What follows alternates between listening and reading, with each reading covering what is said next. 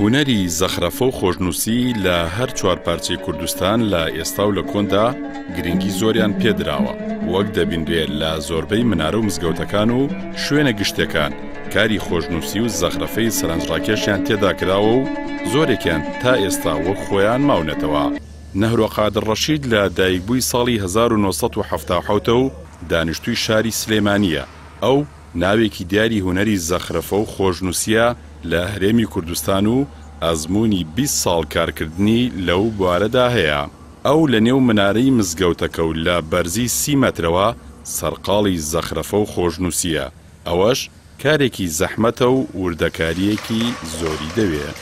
خۆشنووسی، جواننووسی هونەرە و لەگەڵ یاکە هونەرە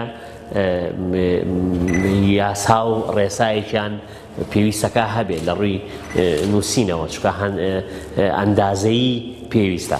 بۆی ئەم هونەرە هونەرێکی زۆر گەورەیە. نەهرۆ قادر باز لەوە دەکات هونەری زەخرەفە و خۆشنووسی لە سەردەمی کۆنەوە گەیشتوۆتە هەرێمی کوردستان، بەڵام نیگەرانەوەی لە ئێستادا وەک پێویست گرنگی بەو هونەرە نادرێت. هیچ احتیمامێکی پێ نەدراوە بە حکمی ئەوەی کەوا زیاتر پەراوێز خراوە. پەراوێز خستنەکەش ئەگەڕێتەوە بۆ کۆمەڵی ئەبعادی سیاسی هەیە، ئەبعادی باوەڕ و مەبدەئی هەیە لە مەسەلەکانە کە ئەوە پێویستەکات دەسەڵاتدارانی ئەم وڵاتی ئێمە وەکو هونەرێکی گەورە و عریق سێری بکەن، بەڵام بەداخەوەیانی تا ئێستا نەک هەر احتیمامیان پێ نەداوە، گرنگیان پێ نەداوە، بەڵکو هەر ئیهمالیش کراوە و ئەگەر جوودێکیش هەبێ وا نازانم پشتگیریشی بکەن، چکە لە کاتێکە ئێمە هونەرمەندی زۆر گەورەمانەیە، هونەرمەندی زۆر گەورەمانەیە لەم بوارە، نەک لەسەر ئاستی هەرێمی کوردستان، لەسەر ئاستی جیهانی ئیسلامی و مامۆستان ئوستازن و قوتابخانن بۆ ئەم هونەرە.